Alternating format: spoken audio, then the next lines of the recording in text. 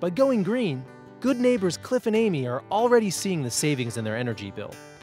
Let's meet Cliff in the backyard, where I've got another great tip that's going to grow into more savings. Great job on the whole, Cliff. I can tell you've done this before. Once or twice. All right, so obviously we're planting a tree, right. And you're probably wondering what trees have to do with energy conservation. Yeah, I'm not quite getting it. Okay, trees provide shade, right? Obviously. And the shade underneath the tree can be as much as 25 degrees cooler than the surrounding blacktop. What? Are you serious? Yeah, it's pretty significant. Wow. Okay. And so what we're doing right now is we're planting this tree so that it provides shade right on your house. Can you take a break? Can we go back? Got like 4 more trees, is that okay? You know what, you could do that. The more you plant, the better. The more shade on the house, the more energy savings, right? Absolutely. And with that 25-degree difference, that actually will add up pretty significantly to reduce your air conditioning costs in the summertime. Awesome. Speaking of air conditioners, yes. The reason I picked this spot is not only is it south facing, right. And that's south is where the sun hits the house the most, okay? Right. So this is gonna provide that shade, but your air conditioning unit is right here. Yeah. And even just shading your air conditioner, even if you just have shrubs or smaller trees or things like that, right. You can save 10% of your energy costs. Oh, wow. Yeah, so by planting this here, we're gonna get both benefits. Cool.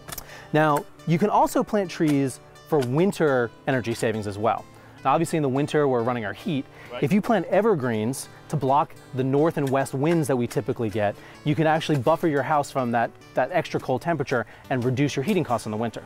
So if I go out and plant these trees, go over there and plant some more of the evergreens, I'll actually save more energy? You actually will, and you know, you always want to pick native plants too. Okay. This one's a flowering dogwood. It's going to help the wildlife. It's beautiful. It's ornamental. Awesome. And on the north and west side of your house, I would plant an evergreen tree that is going to provide winter shelter as well as a windbreak. So like a hemlock or something like that? Something like that would be perfect around here. One of the things as I was reading on their website was that global warming is a very, very large problem that we're having right now. I mean, it's all over the news, and it directly affects wildlife. And with us being brand new homeowners, and us, you know, we live right on the back of a park, basically. Everything we can do to attract wildlife and try to keep wildlife around here is important to us. Both my wife and I are bird watchers. We're, you know, animal enthusiasts. So anything we can do to help out wildlife and ensure its existence, we're all for it. Cliff, I picked a flowering dogwood tree because it's one of the best wildlife trees that you can plant. It's native to the whole eastern part of the U.S. On the west coast, there's the Pacific dogwood, which is native out there. So no matter where you live, you can plant this kind of tree. Okay. And in the fall, this plant puts out red berries.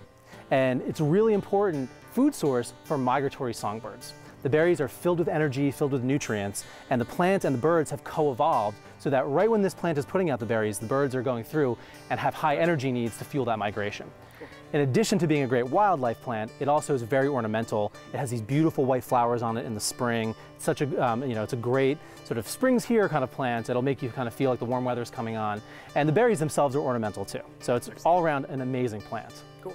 All right, Cliff, tree planting 101. Okay. Your hole is deep enough, but it's not quite wide enough. All right. You want the hole to be just as deep as the root ball. You don't want soil up on the trunk because that'll cause it to rot. So I just want it wider. You just want this a little bit wider, and that's because the roots actually grow this way out from the root ball and a little bit down. But if you loosen the soil in a wider area, it gives the tree a better chance to sort of get itself established. Awesome. Once it's in the ground, especially planting at this time of year when the leaves are already out, water, water, water. Got it. Even a native plant like this is going to need water to get established. Otherwise, it'll get drought stressed and it will die on you. So for the first few months, you do want to water it. And then after that, it should be fine with just the natural rainfall. Excellent.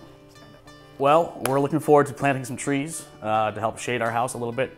We're going to install some new blinds to help, you know, keep the sun out and keep that nice warmth in during the winter.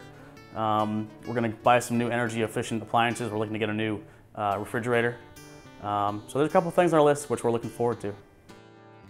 Check back as we continue to track Cliff and Amy's progress. Visit www.nwf.org/goodneighbor for more information on the Good Neighbor program and for tips to reduce your home energy use.